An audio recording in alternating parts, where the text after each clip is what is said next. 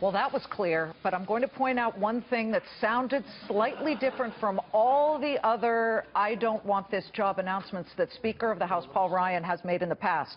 Quote, "Let me be clear. I do not want," and here it is, "nor will I accept the nomination to be president.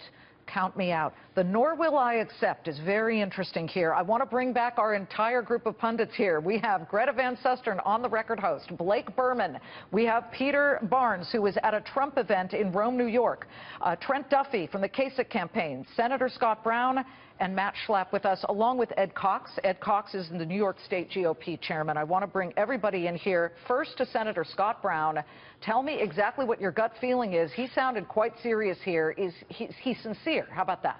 Absolutely. I never thought he was going to run, nor did I ever think he was going to accept it. To think that there's some special person who's going to save the party coming in at the convention, it's not going to happen, because Kasich and Trump will have the delegates, and they'll be writing the actual convention rules, as Speaker Ryan just referenced, and 40B is still in place until they change it. And I think it's going to stay in place not only to hurt Kasich, because he hasn't won 8 states, only Ohio, but to make sure that somebody like this, or Mitt Romney, or Newt Gingrich, whoever else they want to throw out there, can't come in. So it's going to be one of the two, Trump and Cruz, period, and that's it. Trump and Cruz, period. Blake, what was it like in that room?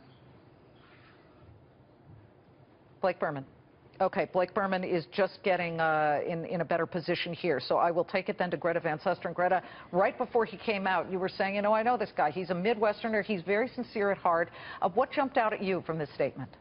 You know, I'll tell you what jumped out at me is that the fact that the Speaker of the House has to come out and give this speech because no one in the media is listening to him. He has said this so many times, and the media just cannot understand the fact that maybe someone doesn't want to be president, at least not right now. Maybe someone does like to have his job. Maybe someone does think there's more to do in his job, but the media thinks that every single person in Washington wants to be president. It's just not true. The media won't listen. He has said this so many times, and it's like, you know, I can hear the frustration in his voice, and no matter how much the media says it, it's just not so. He wants to be Speaker of the House, something he maybe didn't seek so much, but the media ought to give it a rest, and maybe something to blow up in Cleveland at the GOP convention. But I actually believe Speaker of the House. He's not seeking it. Count him out. He doesn't want it.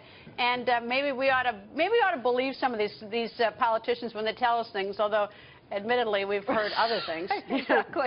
Yes, sometimes we believe them, and it hasn't been quite right. I want to go to Peter Barnes, who's in Rome, New York, at a Donald Trump event where, as I understand it, Peter, they were listening to a speaker there, so they didn't hear the speaker make this comment. But what do you get a sense from this crowd that they would feel about this? Because this has been a very important group of voters who feel that Donald Trump, if he's in the lead, should be the guy.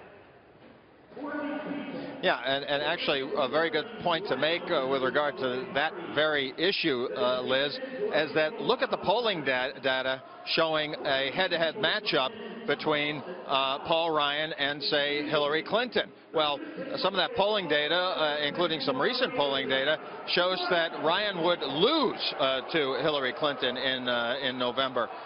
So the other side of this is not just the other side of the story is not just that Ryan might have been at the top of the dream ticket for those in the anti-Trump, the establishment anti-Trump crowd, but the fact is it's questionable whether or not he could even win the general election for the Republicans. Got to remember that side of the story too. Huge crowd there in Rome. We'll go back, Rome, New York. We will go back there in just a moment.